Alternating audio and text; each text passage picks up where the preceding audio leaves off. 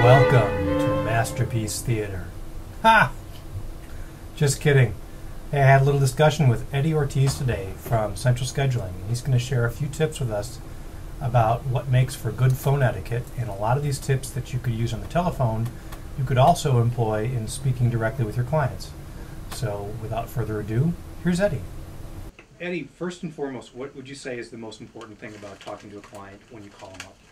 I would say the most important thing would be to speak to the client respectfully, Okay. as if you were on the other end of the line. Okay. So you want to make sure that they understand what you're saying, and that they know that you care about that phone call. Eddy, how could you quickly and politely get your information across to your client? Well, first, I think the opening statement by greeting the client says a lot. So if you just if you open up the call with a good greeting that you care about them, that automatically gets their attention, and that's I think the key goal here. Once that is done, having gone through their information prior to the call and knowing what you're talking about at the moment is great as well. So I guess preparing for the phone call, it will be key. Do you have any advice to share when I leave a message?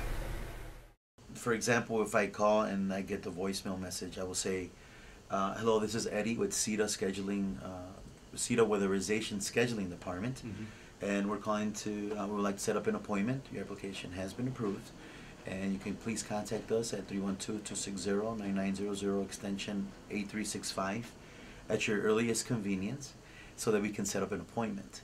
Again, my number is 312-260-9900 extension 8365. This is Eddy with CETA's Weatherization Scheduling Department to set up an appointment for your application that has been approved. So you want to leave your phone number, your name, and the reason of the call, and always repeat the number 2-3 times if you have to, because that's the most important part of the actual message. Let them know your callback number so they can call you back. Okay. Hey Eddy, how can I politely manage my call when I talk to my client? I think not trying to stay within subject. I know the client will sometimes try to go off of the subject, but politely let them know that we will address that matter. First, let's take care of the matter that you called for. A lot of the times the client calls with 3-4 questions at a time, so prioritizing what's the first important question, then just speaking of that, getting it over with, then going to the second question, because a lot of the times you try to address all 4 questions at the same time, you don't get anywhere. Key goal to always, I personally, and this has worked for me, is to just show interest.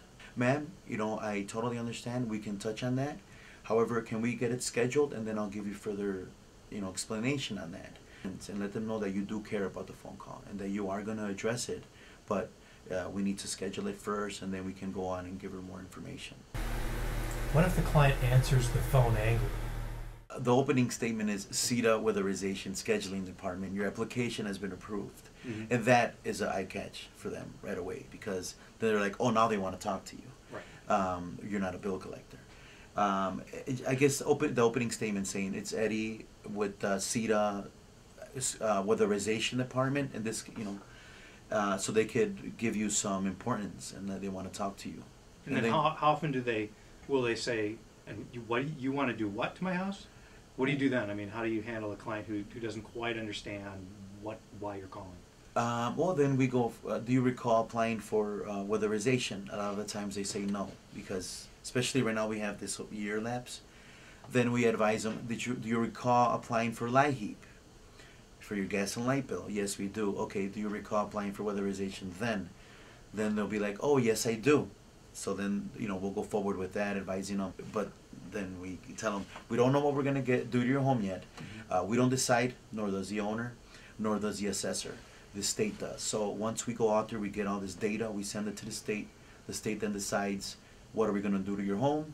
Then that's when we'll go ahead and assign a contractor. What if my client is upset because they applied for weatherization a long time ago? The clients is that, first of all, we appreciate them being so patient, that we are here to help them and that we are going to get to them. They think it's just them, that their file got lost, or that something went wrong with their paperwork, or we just don't want to get to them. But once we tell them that it's not just them and it's, you know, all the clients, they're okay with it. Also, we remind them that we're a nonprofit organization, that we depend on funds, third-party funds, and funds from the government. The clients are the reason why we are here. Therefore, if I was to pick one word, that would be just speak with respect to the clients and show interest that you care. And from there, everything will be smooth. I think that was some pretty good stuff, Eddie. I really appreciate it.